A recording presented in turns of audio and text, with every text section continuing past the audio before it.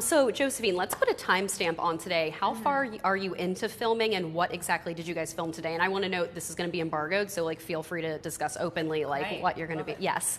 We're about 3 weeks into shooting with a 5-week schedule.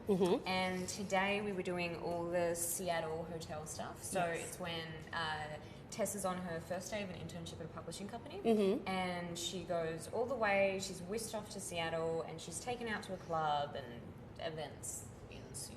Yeah. So what was the last scene you shot in After, and then what was the first scene you shot in After We Collided, to give us some perspective? I don't know whether officially this was the last scene we shot, but the last scene we shot was the aquarium sequence of the montage. Oh, so cute.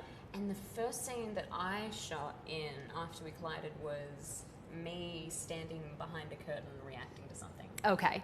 Yeah. So I'm a huge fan of the books. I've read all the books. I know you have as well. Have you read all of them? Or okay. So obviously, like, it's kind of more of an R rating in the books. The first film was rated PG-13. We have an R rating the second time around. Has it been tonally different on set for you now that you have an R rating in the sequel? Yeah, and I think a lot of that is because of our director, Roger Campbell. It's amazing. There's a lot more. There's a lot more humor in this film. There's a lot more intensity in this film. There's swearing because we're allowed to swear now because it's R-rated. So there's definitely been a tonal shift, and I think everyone's felt that. Right. So obviously, after like the major worldwide success, you guys winning your 3 Teen Choice Awards, what was the reunion like for you and Hero when you got back on set for After We Collided? I'm trying to remember what we actually, when the first time, I can't remember if it was at the hotel or if it was at like rehearsals, but it was it was basically a hi, how you doing? It was nothing dramatic with flowers and You're right. And I haven't seen you out. Yeah. Yeah. Exactly. You're like, it wasn't dramatic. We're just like, hey, what's up? Yeah. So obviously with the emotional events that ended in the first movie, Tessa's in a super like deeply emotional state for this sequel. So I'm wondering, like, when you and Hero are doing some of those particularly emotional scenes, when Roger yells cut, do you like immediately go back into Josephine, or do you have to like take a bit to kind of like do the downtime? Honestly, we haven't gotten into a lot of the super emotional stuff in this film yet. So we've been lucky in that respect, but the stuff we've done so far, it's not, I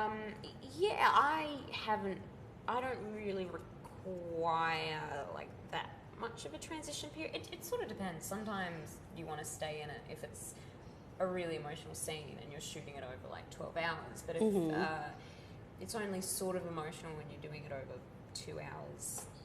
Right. So yeah, it's not hard to answer your question. It's not hard to like snap back and forth. Yeah. Right.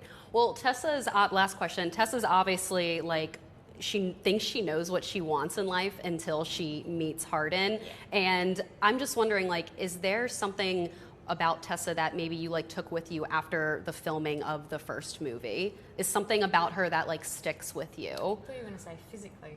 Like, oh yeah. Did you? No.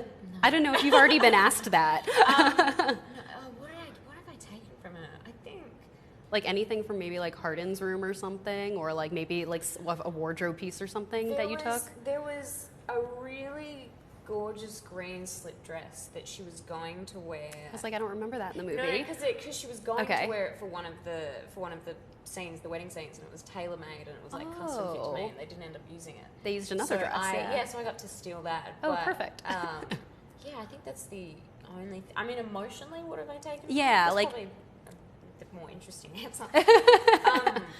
I just maybe like her sense of confidence. I don't know. I think that's a good lesson for everyone to take. Just be who you are and don't be afraid to be yourself and make choices and yeah.